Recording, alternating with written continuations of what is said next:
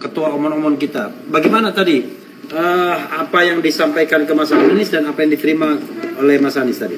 Oke, masyarakat seluruh Indonesia, rakyat Indonesia, perlu kami sampaikan pada pagi hari ini kami berdiskusi dengan Anies Rashid Baswedan mengenai 3 hal yang kita bahas tadi, yaitu adalah mengenai kecurangan dan proses konstitusional daripada Pileg dan Pilpres. Yang kedua mengenai hak angket dan akan dibawa di Mahkamah Konstitusi. Itu tadi adalah kesepakatan yang akan ditempuh oleh Mas Anies dan timnya. Hal yang paling menarik adalah Anies Rashid Baswedan maupun Gus Imin tidak akan pernah meninggalkan masyarakat. Dia tidak akan pernah meninggalkan pendukungnya, yaitu dengan mengkhianati pendukungnya dengan cara bergabung dengan pemenang presiden selain dia, karena dia konsisten dengan perubahan untuk keadilan semua orang, perubahan untuk kesejahteraan semua orang, perubahan untuk kesetaraan semua orang. Anies tetap konsisten dengan posisinya sebagai calon presiden yang mengusung perubahan dan tidak akan bergabung kemana-mana, tidak akan masuk di pemerintahan manapun juga.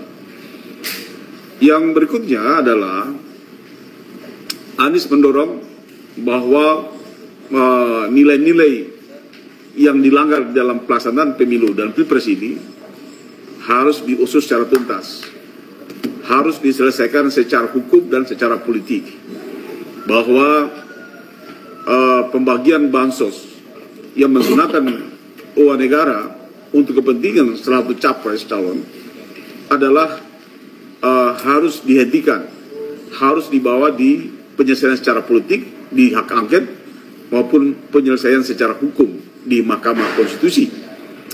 Dan hal yang menarik bagi masyarakat seluruh Indonesia pendukung Anies Rashid Baswedan, bahwa Anies tetap menjunjung nilai-nilai kemuliaan, nilai-nilai akhlak yang tinggi dan nilai-nilai konstitusi, bahwa Anies tidak akan kemana-mana, dia tetap bersama masyarakat seluruh Indonesia. Hal yang paling penting juga dan menarik untuk kami sampaikan adalah faktanya ketika kita masih ingat ketika DKPP menyatakan Ketua KPU menerima pendaftaran Capres Gibran tanpa terlebih dahulu melakukan penyesuaian atau perubahan terhadap PKPU dan Undang-Undang nomor 17 tahun 2017, nomor 7 2017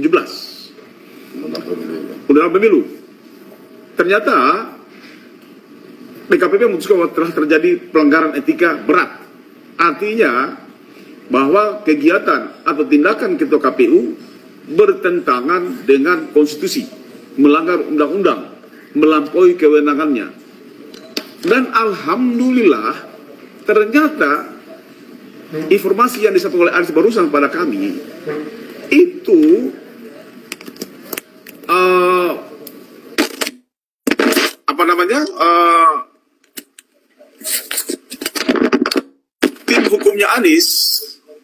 tim hukumnya Anies telah meminta kepada KPU untuk membatalkan pencapresan oleh Gibran dengan alasan ada keputusan DKPP dengan tegas memutuskan bahwa Ketua KPU dan kawan-kawannya di KPU itu telah dengan sungguh-sungguh dan nyata-nyata melakukan pelanggaran terhadap Undang-Undang nomor 7 tahun 2017 dan PKPU.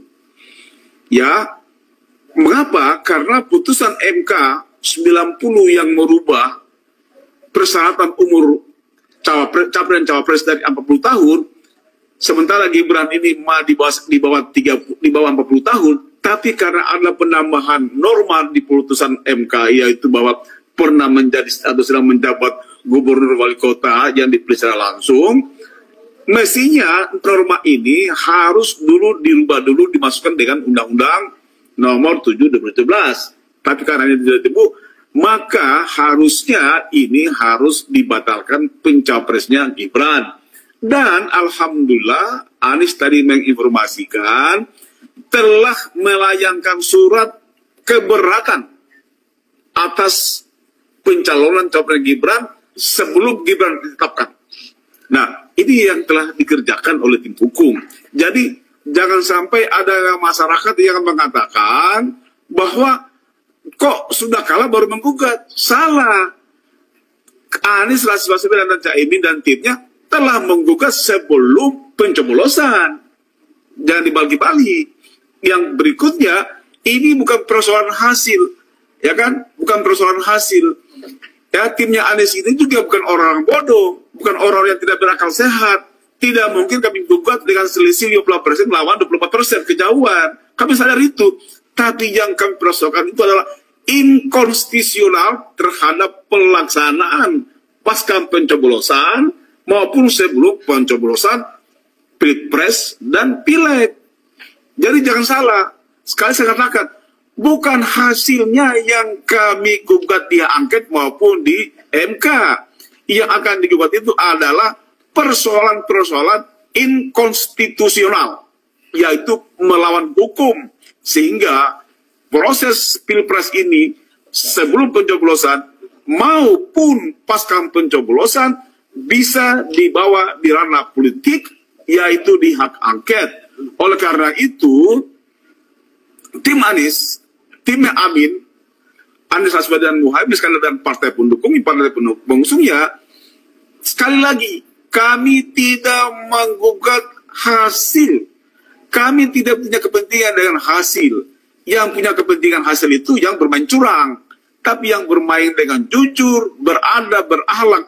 Kami ingin memenangkan melalui proses Pilpres dan Pileg yang konstitusional. Itu yang tadi Anies dikatakan. Sekali lagi sampaikan, wahai seluruh bangsa Indonesia, rakyat Indonesia, khususnya pendukungnya Anies, bahwa Anies tetap konsisten akan mengusung perubahan untuk kepentingan masyarakat, untuk keadilan masyarakat, untuk kemakmuran dan akhlak serta kekuatan bangsa ke depan. Ya, saya kira ini Bung Refli, pagi hari ini kita sudah omong-omong dengan Anies Baswedan. Kesimpulan kita hari ini adalah KIB yang tadinya mendukung Anies, sekarang kita akan bersama dengan rakyat Indonesia, kita mendirikan yang namanya Indonesia Memanggil. Ya, tolong dicatat. Kami harapkan seluruh pendukung Anies Rashid Baswedan untuk berbondong-bondong bergabung dengan Indonesia Memanggil. Terima kasih. Wallahu muwaffiq ila aqwamit thoriq. Wassalamualaikum warahmatullahi wabarakatuh. Luar biasa. Waalaikumsalam warahmatullahi wabarakatuh.